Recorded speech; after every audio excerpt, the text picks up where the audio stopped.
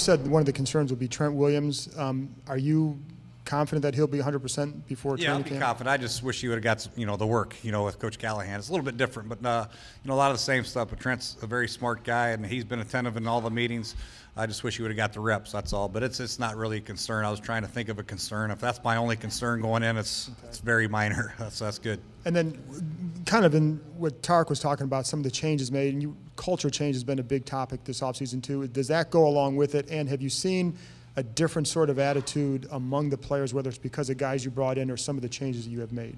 Well, I think it started last year with some of the guys we brought in also, and the veterans that we kept, and then you bring in the new guys, and you're just trying to establish that culture and that fundamental way about doing your business. The accountability factor that we have here, I think, has been outstanding so far. So it's exciting to see. We just got to hopefully that carries on to the field and gives us positive results. But I've always said if you prepare the right way, if you do things the right way on and off the field, then good things will happen eventually. We just got to have faith and believe in one another, and they will happen. We will turn the corner.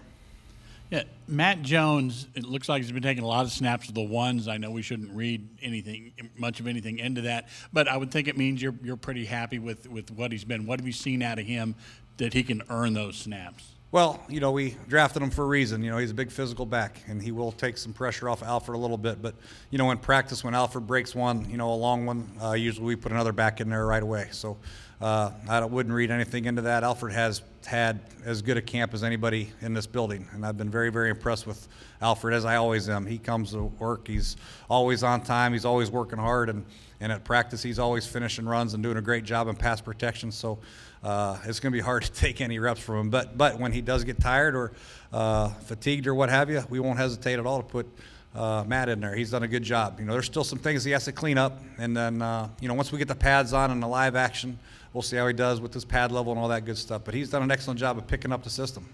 You said at one of the earlier OTAs that Jones was going a little rough, putting his shoulder down. Have you managed to pull that back a little bit without slowing him down too much? Well, it's a fine line because you never want your back to run straight up and down, you know what I mean, because they'll get slaughtered. But when he runs with those pads down, he's banging into everybody, and it's against the CBA rules. There's no contact. So today he ran up there straight up, and Hayward butted him up, so get your pads down. What?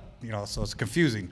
But I think once we get the pads on, he gets popped a few times. If he's running too high, he'll realize to get his pads down. But he's a big, strong individual. Even when he does run vertically, he has the strength and power to run through tackles, which is interesting. But he's been very impressive to us. His running style is unique. It's a physical style, but he does have good change of direction. He's shown that out in space and in good hands. Jay, I guess this is a big picture question, but it seems like your staff comes up with a new way to kind of teach fundamentals, especially in the individual units almost every day that we're out here. Is that a big part of getting through to younger guys now, changing things up, being creative in the ways that you want to teach something, I guess, as boring as fundamentals?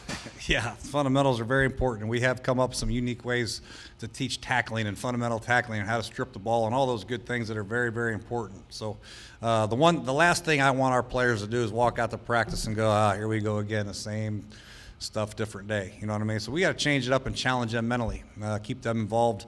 And I think the coach has done a great job of that, changing up the way we approach different drills and different fundamentals, and it's been fun, and I think it's paid dividends so far just watching them.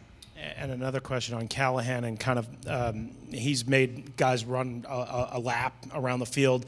Ari today after a false start. What kind of message does that send to guys? And do you think that hits home, or do you think that's just to kind of serve a purpose of some sort? I don't know. I think the big thing is like you said, like I said yesterday, it's all about.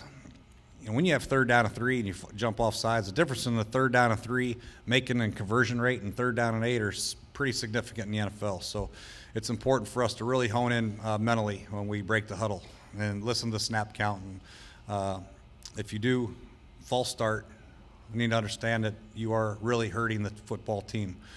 So that's just a way right now to let the guys know that it's not acceptable to jump off sides or have a false start. So, we'll probably tone it down when it gets hot in Richmond, but I think the guys got the message.